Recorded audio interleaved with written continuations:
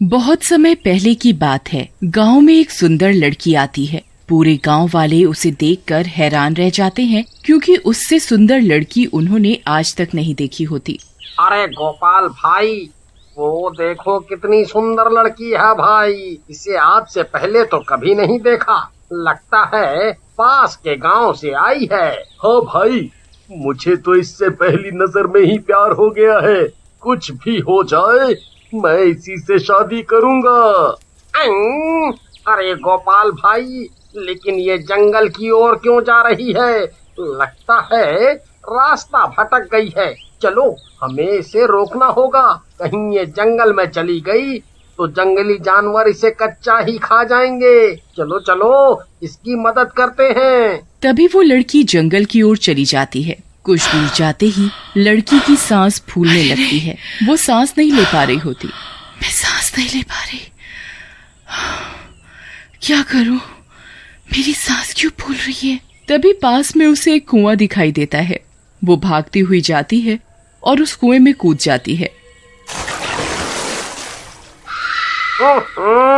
अरे दैया रे दैया, गोपाल भाई, ये कमबख्त तो कुएं में कूद गई। तुम तो शादी से पहले ही विधवा हो गए। अब क्या करें? अरे बेवकूफ, जल्दी चल, हमें उसे बचाना होगा। फिर वो दोनों भागते हुए उस कुएं के पास जाते हैं। रामू, देख, तेरी भाभी की जान खतरे में है। तुझे उसे बचाना होगा। चल, जल्दी से कुएं में कूद जा। वाह बेटा वाह, शादी का लड्डू तुम खाओ और अपनी जान हम खतरे में डालें। मैं नहीं कूदने वाला इतने गहरे कुएं में। हाँ, कमबख्त, तू किसी काम का नहीं है। मुझे ही जाना होगा। फिर गोपाल कुएं में कूद जाता है और लड़की का हाथ पकड़ लेता है। जी, आप ठीक तो हैं? आप इस कुएं में क्यों कूद गईं? आप मरना क्यों चाहती हैं? अरे, आपने मुझे बचाने के लिए अपनी जान खतरे में क्यों डाल दी? कहीं आपको कुछ हो जाता तो मैं अपने आप को कभी माफ नहीं कर पाती। जी, ये तो मेरा फर्ज था। अरे गोपाल भाई, जल्दी से रस्सी पकड़ लो। मैं तुम दोनों को ऊपर खींच लूंगा। फिर रामू उन दोनों को रस्सी से ऊपर खींच लेता है। तभी गोपाल उस लड़की से प्यार का इजहार करता है और उससे शादी करने की इच्छा जाहिर करता है। लड़की भी उसकी बहादुरी देखकर उसे शादी करने के लिए हाँ कर देती है और उनकी शादी हो जाती है। फिर शादी की पहली रात। अरे प्रीतम, आज तो हमारी शादी की पहली रात है। मैंने फिल्मों में देखा है, पत्नी पति के लिए दूध का गिलास लाती है। तुम भी मेरे लिए एक गिलास गर्मा गर्म दूध लाओ ना। जी ठीक है, अभी लाई। फिर इतना बोलकर राधा रसोई की तरफ जाती है। तभी उसकी सांस फूलने लगती है। अरे नहीं, मैं सांस नहीं ले पा रही। लगता है मुझे अभी जाना होगा। तभी राधा भागती हुई घर से बाहर निकल जाती है। अरे ई का हो गया? अरे प्रीतम, कहाँ भागी जा रही हो? कौनो भूत वूत देख लिया क्या? अरे प्रीतम सुनो। फिर गोपाल भी राधा के पीछे पीछे भागने लगता है। राधा सीधे जंगल की तरफ भागती है। अरे कमबख्त, इतनी रात गए जंगल की तरफ क्यों भाग रही है? जंगल में मंगल करना चाहती है क्या? अरे मर गए रे। अरे प्रीतम सुनो, इतनी रात गए जंगल में जाना ठीक नहीं रहेगा। तभी राधा भागती हुई जाती है और सीधा उसी कुएं में कूद जाती है। अरे मर गए रे। ये क्या? ये नास मिट्टी तो फिर से कुएं में कूद गई। अब क्या करूं? फिर गोपाल भागता हुआ कुएं के पास जाता है। अरे प्रीतम, तुम ठीक तो हो? अब क्या करूं? वही कुएं के पानी में कूदते ही राधा की सांस में सांस आती है। शुक्र है थोड़ी सांस तो आई। अब जाकर मेरी जान में जान आई है। अरे प्रीतम, तुम ठीक तो हो? लो, ये रस्सी जल्दी से पकड़ लो, मैं तुम्हें बचा लूंगा। फिर गोपाल कुएं में रस्सी डालकर राधा को ऊपर खींच लेता है। तुम्हारा दिमाग खराब तो नहीं हो गया, जो फिर से इस कुएं में कूदकर अपनी जान देना चाहती थी? राधा गोपाल की बात का कोई जवाब नहीं देती और चुपचाप वापस अपने घर लौट जाती है।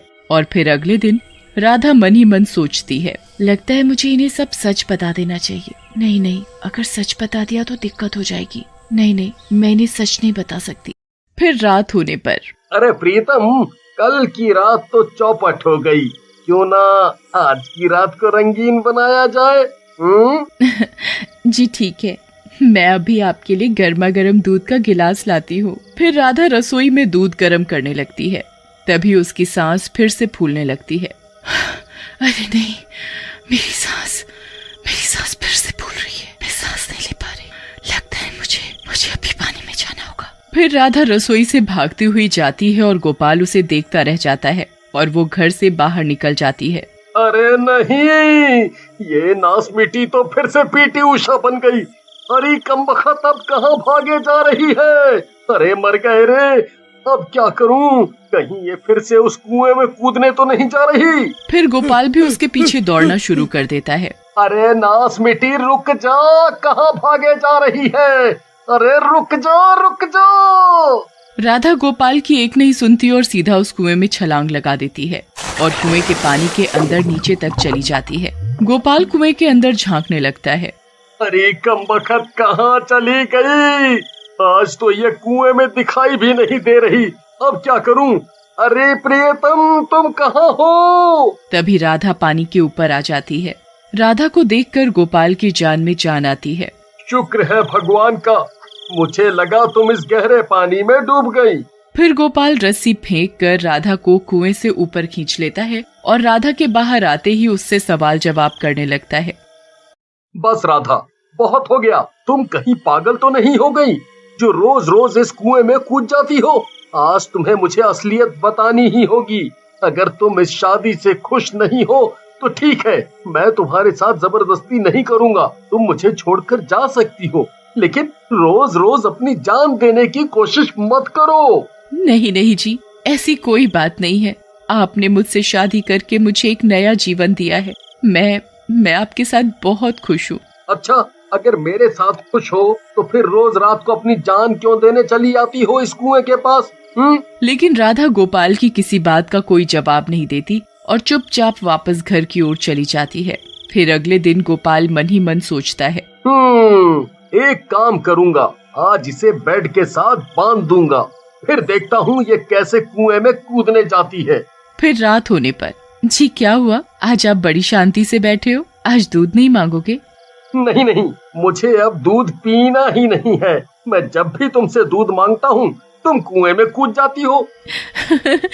अरे जी, ऐसी कोई बात नहीं है। नहीं प्रीतम जी, आप सो जाओ, आज आप आराम करो। फिर गोपाल सोने का नाटक करने लगता है और जैसे ही राधा सोती है वो उसके पैर को जंजीर से बांधकर बेड के साथ ताला लगा देता है। अब देखता हूँ अपनी जान कैसे देगी। फिर गोपाल भी चैन की नींद सो जाता है। तभी कुछ देर के बाद राधा की सांस फूलने लगती है। वो जोर जोर से हाँफने लगती है। अरे नहीं, मैं सो कैसे गई? मैं तो भूल ही गई थी कि मुझे कुएं में जाना है। फिर राधा जैसे ही वहां से निकलने की कोशिश करती है तो उसे पता चलता है कि उसका पैर तो जंजीर से बंधा हुआ है। अरे नहीं, ये क्या किया आपने? नहीं, अरे नहीं, मैं सांस नहीं ले पा रही। अजी मेरी मदद कीजिए, मैं सांस नहीं ले पा रही हूँ। तभी राधा बेहोशी की हालत में जमीन पर गिर जाती है और आवाज सुनकर गोपाल की नींद भी खुल जाती है। अरे राधा, क्या हुआ? तुम जमीन पर क्यों बैठी हो? तुम्हारी तबीयत ठीक तो है ना? जी मैं सांस नहीं ले पा रही हूँ। मुझे पानी चाहिए, पानी, बहुत सारा पानी। हाँ ठीक है, मैं अभी तुम्हारे लिए पीने का पानी लाता हूँ। नहीं सर, नहीं, सिर्फ पीने के पानी से कुछ नहीं होगा। मुझे बहुत सारा पानी चाहिए। मुझे कुएं में ले चलिए, मुझे कुएं में ले चलिए। हाँ ठीक है, तुम घबराओ मत, तुम्हें कुछ नहीं होगा। मैं अभी तुम्हें ले चलता हूँ। तभी राधा की सांस और ज्यादा फूलने लगती है। जी कोई फायदा नहीं, कुआं यहाँ से बहुत दूर है, मैं वहां तक नहीं पहुंच पाऊंगी। मेरा आखिरी समय आ गया, अब कोई फायदा नहीं है, रहने दीजिए। नहीं राधा, मैं तुम्हें मरने नहीं दूंगा। लेकिन ये सब हो क्या रहा है? मुझे कुछ समझ नहीं आ रहा है। आखिर तुम्हारी सांस ऐसे क्यों फूल रही है? तुम्हें सांस लेने के लिए पानी की जरूरत क्यों है? आखिर तुम हो कौन? तभी राधा सांस न आने की वजह से बेहोश हो जाती है। अरे नहीं राधा, राधा, राधा, तुम ठीक तो हो? आंखें खोलो राधा, मैं तुम्हें इस तरह मरने नहीं दूंगा। राधा, अरे अरे, अब क्या करूं? हाँ, एक काम करता हूँ। फिर गोपाल राधा को उठाता है और गांव की नदी की ओर दौड़ पड़ता है। तुम घबराओ नहीं राधा, मैं तुम्हें कुछ नहीं होने दूंगा। हम बस पहुंचने ही वाले हैं। और फिर कुछ ही देर में वहां पहुंच जाता है और वहां पहुंचते ही राधा को नदी में डाल देता है। राधा नदी के पानी के अंदर डूब जाती है और गोपाल उसे देखता रहता है। अरे राधा, तुम ठीक तो हो? राधा, तुम कहाँ हो? राधा, सांस लो राधा, सांस लो। लेकिन राधा नदी में डूब जाती है और उसका कोई अता पता नहीं होता।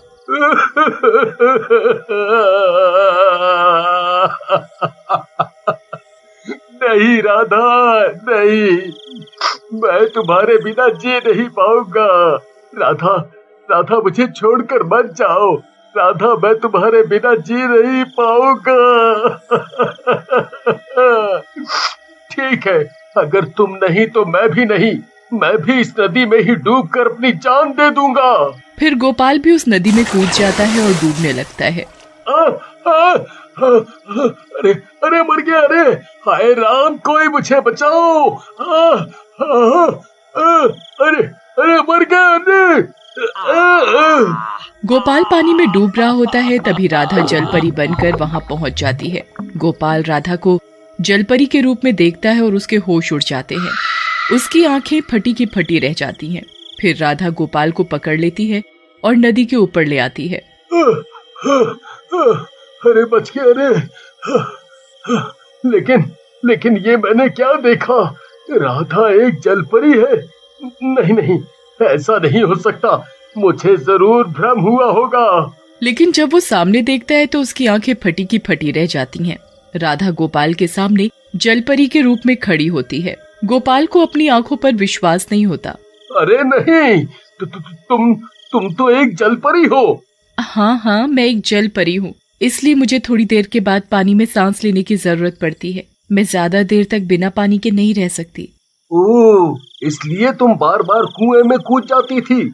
मुझे लगा तुम मेरे साथ खुश नहीं हो, इसीलिए अपनी जान देना चाहती हो। जी, आप मेरी असलियत जानने के बाद मुझे छोड़ तो नहीं देंगे?